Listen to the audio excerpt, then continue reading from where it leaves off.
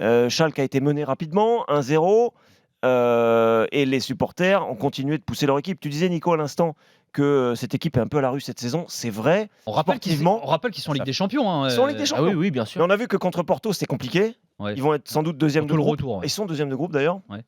Déjà qualifiés, Schalke. Non, alors il y a quand même quelques points essentiels encore à retenir sur ce match de cet après-midi.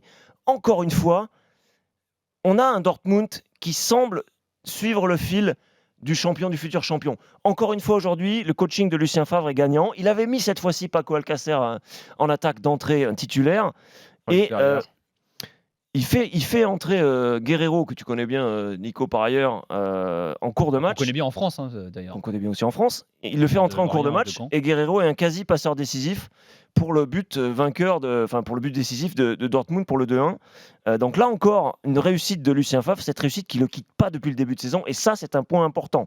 Schalke, autre point important, fait bonne figure. Ils ont fait un bon match, ils ont livré un bon combat, Schalke.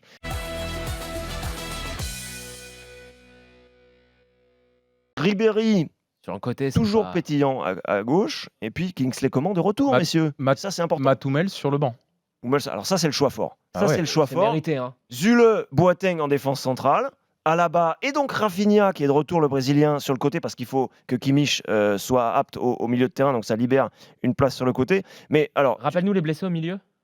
Il y a Thiago qui vient de revenir. Thiago vient de revenir. Ravi Martinez sur le banc. Ravi Martinez, il est en baisse, donc il est maintenant sur le banc. Renato Sanchez. Et il y a aussi évidemment Coco Tolisso. Enfin, je dis Coco parce que c'est comme ça que les gens au Bayern l'appellent. Corentin Tolisso, qui est blessé, lui, encore pour un moment.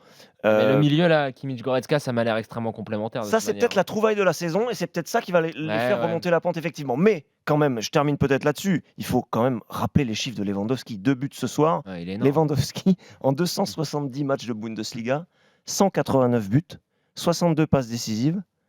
C'est énorme ce qu'il fait Lewandowski. Et il porte quand même le Bayern, l'attaque du Bayern un peu à lui tout seul. Mais encore une fois, je répète, il faut relativiser ses performances actuelles parce que Nuremberg, ils sont à la rue complet actuellement.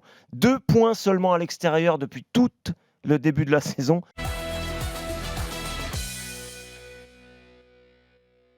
Je pense que la Mouchi s'est laissée un petit peu submerger par une abondance de biens, notamment au milieu de terrain, avec Grenier, avec Bourigeaud, avec tous ces bons joueurs. Et là, ce que Julien Stéphan a fait, donc j'ai bien regardé les 2 matchs depuis qu'il est arrivé, face à Lyon et donc ce soir, c'est que il a mis en place un schéma qui est très clair.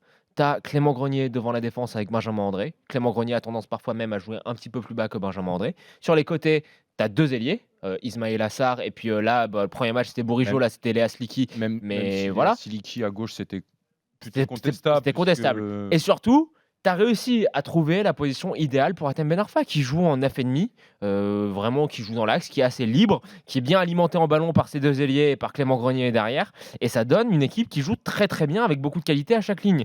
Donc très franchement, je suis assez enthousiaste de ce que j'ai vu de ces 2 matchs de Julien Stéphan.